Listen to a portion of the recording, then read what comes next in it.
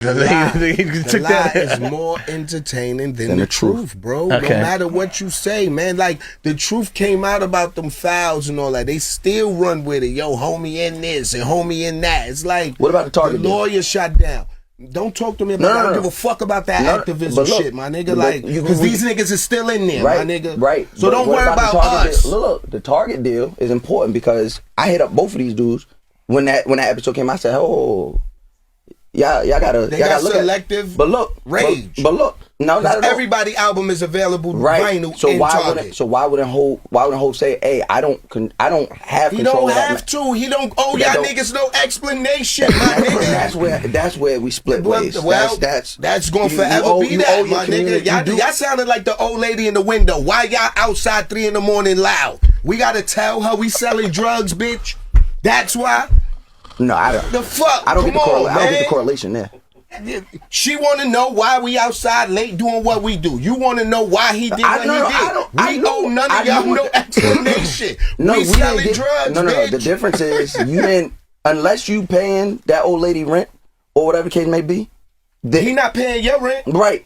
The community at large. The community at large support a Hov. The community at large support a Hov. You're not paying his rent. Again, the community at large supported Hov. Hov gets to wage that because the community supported him. First of all, the community know about money right now because of Hov. Right? Y'all niggas would still be running around picking boogers, wiping them on the camera screen if it wasn't for Hov and B.I.G. Let's clear it up, man. New York was not talking no money until Big and Hov came out. From a rap perspective. Yes. So you want to talk about money? You got them chains on. You know platinum because of Hov, nigga. That doesn't help the community. It doesn't help the community. No, what we say? Hold on. How that doesn't help the community? That doesn't help the community. How to get money? No. Y'all niggas wasn't worrying about getting money. Y'all niggas was wearing motherfucking Dickie suits. You was wearing Carhartt jeans. You was walking around with farmer jeans. Niggas ain't teach you how to get fly and go to them board meetings to get that back. All right, now I feel that we're completely different planes here. Yo, Hov didn't teach a demographic in the community how to get money and boss up. Answer me that. How to get fly? No? How to get money and boss up. Yes or no? I'm gonna say no. Okay. If you're gonna say no, and just like the clip started, the lie's more entertaining than truth, and that's a damn lie. Now maybe he didn't, but yes, I'm so happy that Memphis Bleek had this conversation with this dude. First of all, he got these hoop earrings in his ear. Not even hoop earrings. He has a hoop in his ear. His ear is a hoop. It is a lot going on with that. I don't know. You know, you new school, nowadays dudes is different. We came up in a different era. We came up in a different time. The time that we came up in was before the internet and even during the early stages of the internet. So I know a lot of people assume that just because you have an issue with somebody or there's a problem or something you disagree with what somebody's doing, that they owe you an explanation. But that's not how the real world works, okay? And this all is absolutely true. Now, the selective outrage part. You got people blaming Jay-Z over him dealing with Target or NFL or whatever it is that he does. Number one, a lot of people just don't like Jay-Z. It doesn't matter what he says, what he does, what good he's actually done. They're just going to find a reason to dislike Jay-Z, to discredit him, to move the goalpost. That's what a hater is. A hater is somebody who can't even just give an honest assessment of what somebody's doing without trying to make it seem like everything they're doing is not good or it's not for naught. I mean, seriously. Okay, you mad at Jay-Z. Are you mad at every other company that's involved with Target? Are you mad at Pizza Hut because they're in Target? Are you mad at Subway because they're in Target? Are you mad at any black-owned businesses or brands that sell their items in Target? Does that upset you equally as much? Or are you just mad at Jay-Z because he's the rich billionaire dude who you see? It's interesting how they always try to discredit you. I done heard Jay-Z's broke for real. Beyonce really got the money. Jay-Z's gay. His locks are fake. Like, just anything that they can say to try to discredit what we've been seeing this man do for the last 30 years. That's how you know it's kind of an age thing. And that's why the other two guys on there that look like they're older, they look like they're in their 40s, they was just kind of quiet the whole time because they know. Like, we've been watching this movie play out in real time. We know what contributions Jay has made. We know just kind of how all of this business thing works. And that's another point that I want to bring up is that a lot of people don't really understand the corporate world and how these things work.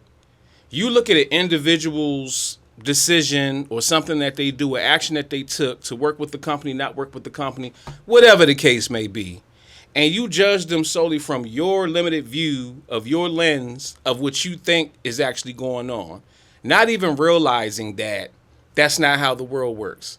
Let me give you an example. Target, for example, okay? I don't have a problem with people wanting to boycott Target. If you want to boycott Target because you feel like they're racist or whatever the situation is, cool. You don't have to shop at Target. Are you shaming every black person on planet Earth for shopping at Target or working at Target or doing anything Target related? Because unless you're doing that, why are you solely picking out Jay-Z to have an issue with? So for the people that boycott Target, if you just say, hey, I don't think black people should shop at Target anymore, and that's just that. Okay, cool. But most boycotts tend to be more effective when there's a clearly defined outcome that people are trying to achieve. And I don't know what people's clearly defined outcome was. I think a lot of people just thought, well, we're just going to boycott Target and less black people in there because our money means so much that they're not going to make as much money. And on paper, that sounds like that's how it should work, but and realistically, that's not how the money works. I want to introduce you to a concept called Black Friday. A lot of people have heard Black Friday. They know what Black Friday is. Every year, it's the Friday after the Thursday, Thanksgiving, that sales happen all over the place. Everything goes on sale. All these businesses selling things 30, 40, 50, 60, 70% off to get all these items ready to be bought for the Christmas season. Okay? A lot of people think that it's called Black Friday because it has something to do with slaves and slave auctions and all of that. Listen, everything was not... everything didn't become a holiday back in the day like it is now. The reason it's called Black Friday is because typically businesses operate in the red throughout the majority of the year. Okay, their expenses, the money that they make, they can still pay their employees and everything, but they're actually losing money. When they actually make money is at the end of the year during the Christmas season, where they go from being in the red to being in the green. And in the middle of that is the black. A lot of people don't even understand that. So what the hell are you going to tell me about corporate structure and financial literacy that you have none? You just mad because somebody famous and rich that you know of has done something and you think they shouldn't do it. And then with this, I listen, the earrings, I know like in certain cultures that's a thing, so I'm not going to say it's still this big accessory on your ears, man. It's still kind of feminine to me, but I'm not going to disrespect him, but I will say that the comment that he made, I think, was a little bit idiotic. Like, no, Jay-Z has not contributed or taught people how to do anything. You have things like the Sean Carter Foundation. You have things like $2 million that has been given to HBCUs for students. You have the $1 million that Jay-Z pledged after Hurricane Katrina. You have the Sean Carter Foundation and Rihanna's foundation both giving $1 million each to undocumented workers, children of healthcare workers, homeless and elderly people during the COVID-19 relief. You have $1.5 million for black social justice organizations. You have Reform Alliance. You have Team Rock. You have Rock Nation School. You have Tidal, which was supposed to be an artist-owned streaming platform. You have all of these different things that Jay-Z has actually done in practice. What have y'all done that y'all are sitting here complaining? What money have you pledged? It doesn't matter if you're famous or not. If Jay-Z can just give his money then you can just give $1. You can give $5. You can give $10. But that's not the only thing that he's done. This dude does not listen to Jay-Z's lyrics, obviously, because if all you pulled from his lyrics was getting fly, then that means that Jay-Z was right on that song where he said, but no, homie, that's the shit I'm sprinkling the album with to keep the registers ringing. In real life, I'm much more distinguished. I'm like a bloke from London, England. Like, this man has talked about building businesses rather than just endorsing them. He's created wealth for people around him. He's created a lot of black wealth. He's always talked about ownership, creating negotiating leverage. Like, this is game that he's given from the streets to the corporate office throughout his music. So to sit here and say that he hasn't done that, I'm sorry, it's just disingenuous. And I wish I didn't have to make videos like this or talk about things like this and it's only about Jay-Z, because it sounds like, well, you're just a Jay-Z fan. Sure, but if there's other black successful people that go through this, I would defend them the same. The thing is, we don't really see a lot of them. So one of the main few ones that we have, even the few that we actually do have, they got to do something wrong. They got to be evil. They got to be Illuminati. They got to do this. They got to have sold they sold. They got to be some. And all of this is just rumors. Nothing that's been confirmed. Nothing that's ever came out. Just all rumors. Internet gossip, rumors, made up stories, hearsay. A bunch of nonsense.